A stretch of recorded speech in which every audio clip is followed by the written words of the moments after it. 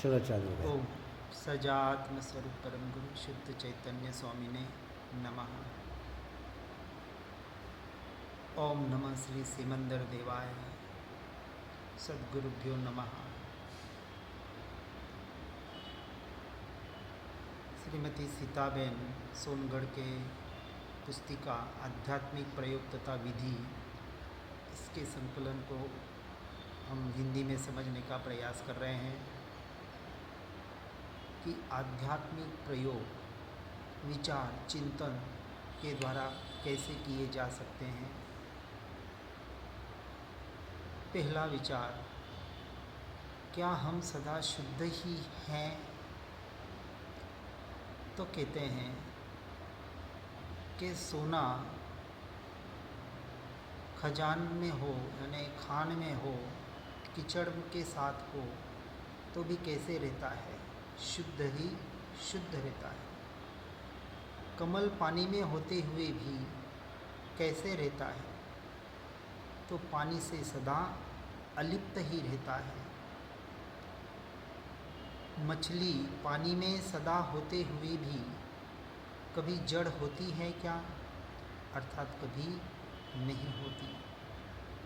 तो इस उदाहरण के आधार पर हमें निर्णय करना है कि हम सदा राग द्वेष के काल में भी शुद्ध क्यों नहीं हो सकते। जब इतने पदार्थ अशुद्धि के साथ रहते हुए भी शुद्ध हो सकते हैं, रहते हैं, इसका हमें स्वीकार है।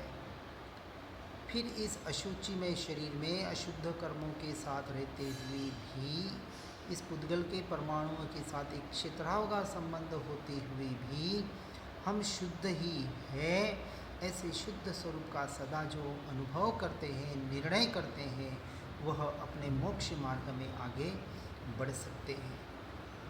और इसके लिए कहा, स्वयं से स्वयं का हमें गुरु बनना पड़ेगा। और बनना क्या पड़ेगा? हम स्वयं से स्वयं के ही वास्तविक निश्चय से गुरु है ही। तो कैसे? कि गुरु बहुत से शिष्यों के साथ उनको समझाते हैं, राग करते हैं कि हर शिष्य अच्छी से अच्छी तरह से समझ ले, परंतु क्या सभी शिष्यों का क्षोभशम एक जैसे होता है? क्या सभी एक जैसा स्वीकार कर पाते हैं? तो सीधा सा उत्तर है नहीं। क्या सभी की रुचि एक जैसे होती है? तो उत्तर है नहीं। क्या सभी को गुरु जो समझाते हैं उस वक्त उनका उपयोग एक जैसे होता है? तो सीधा सा उत्तर है नहीं। क्यों? कि हर एक के अपने पूर्व के संस्कार, कर्मों के उदय, प्रारब्ध कर्म या जो भी हम कहते हैं, हर जीव के अलग और अलग ही है। इसलिए हर जीव अपने स्वयं की समझ से ही स्वयं को समझा सकता है, समझ सकता है। इसलिए जितना भी समझो, स्वयं ही स्वयं के गुरु बनकर ही समझा जा सकता है। फिर कहते हैं, क्या हम सिद्ध के समान हैं? एक प्रश्न मन में उठता है। बहुत जने कहते हैं कि क्या इसे अहंकार नहीं आ जाएगा? तो कहते हैं बिल्कुल नहीं। व्यवहार और निश्चय को सही तरीके से हमें समझना है। सिद्ध भगवान के अनंत गुण हैं, तो क्या अपने में अनंत गुण है या नहीं, विचार करना है। सिद्ध भगवान को पूर्ण ज्ञान पर्याय में खिला है, वो कहाँ से आया? तो वो सिद्ध परमात्मा कैसे बने? हमारे जैसे ही तो छद्मस्त जीव थे।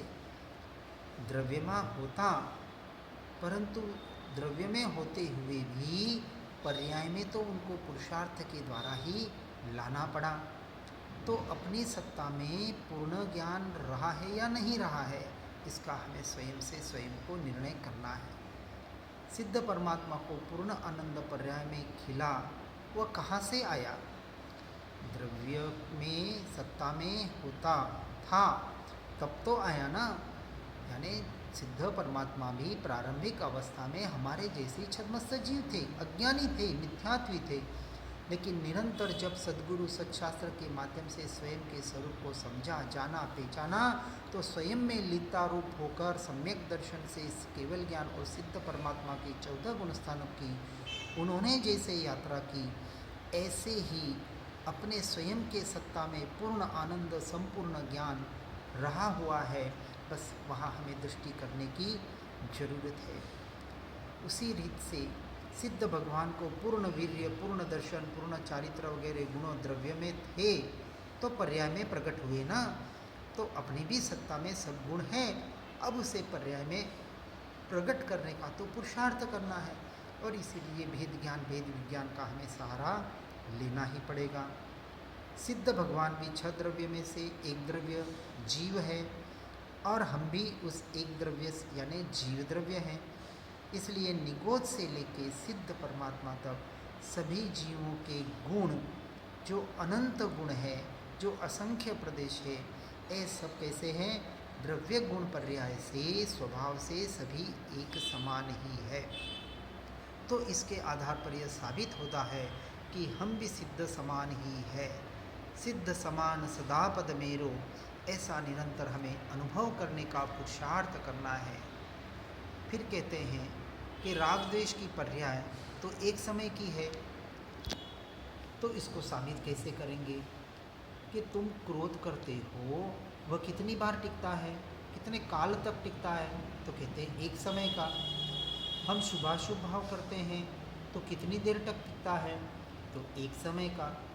हम जो दान का भाव या बाहर के पुण्य के जो हमारे भाव होते हैं, वो रात दिन एक जैसे तो नहीं होते हैं, कभी पुण्य के कभी पाप के अलग अलग भाव परिणमन होते हैं।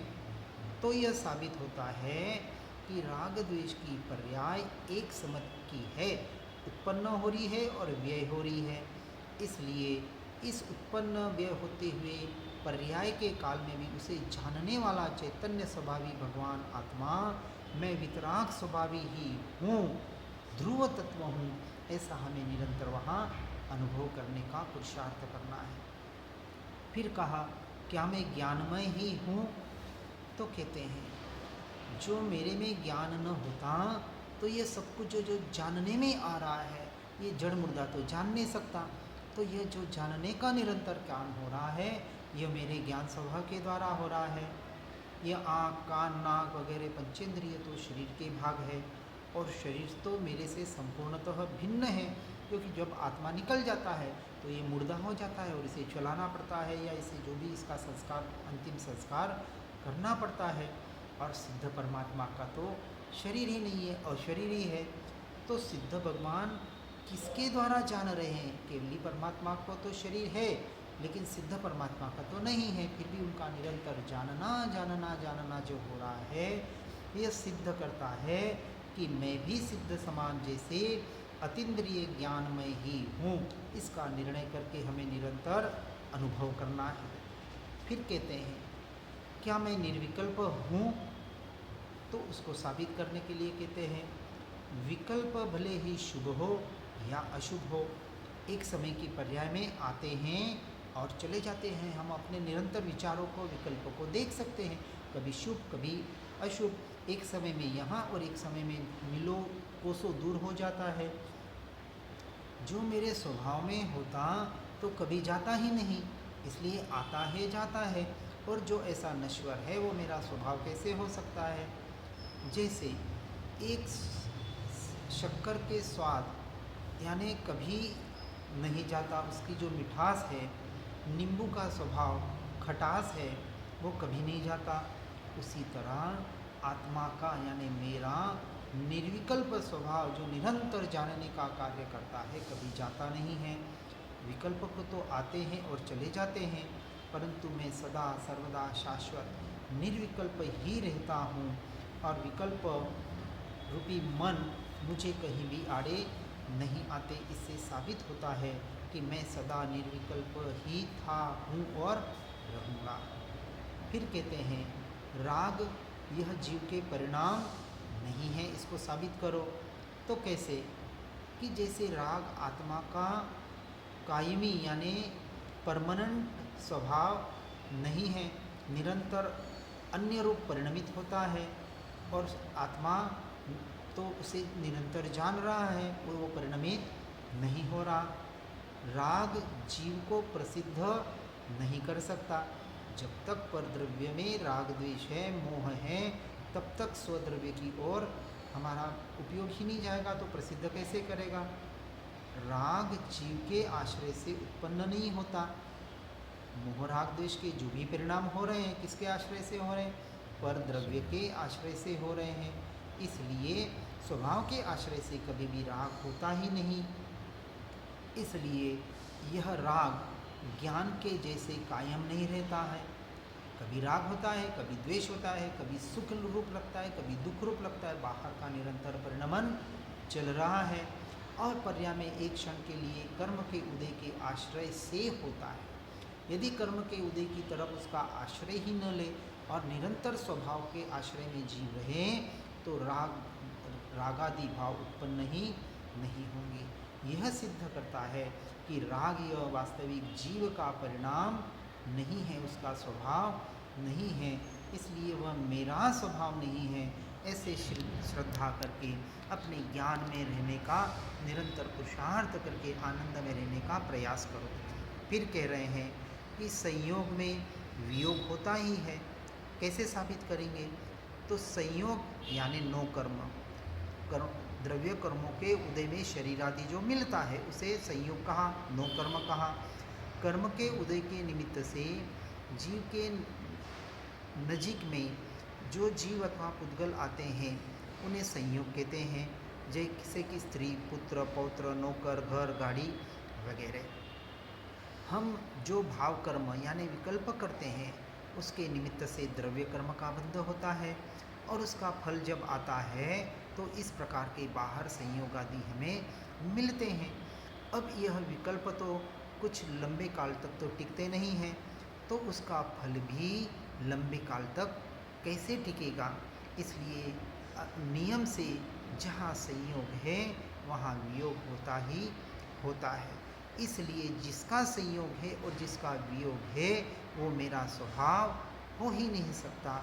जो कायम नहीं टिक सकता वो मेरा स्वभाव कैसे है। मैं जो उस कायम का टिके जानना जानना जानना जो निरंतर ज्ञान स्वभाव से हो रहा है, जो कायम निरंतर हो रहा है, इसलिए वह मेरा स्वभाव है। इसलिए संयोग का वियोग होता है और संयोग वियोग को लेकर ही आते हैं। बालक जन्मता है तो साथ में मरण की टिकट लेके ही आता है। इसलिए संयोग के ऊपर ममत्व नहीं करना और वियोग में शोक नहीं करना, यही वास्तविक आत्मार्थी का लक्षण है।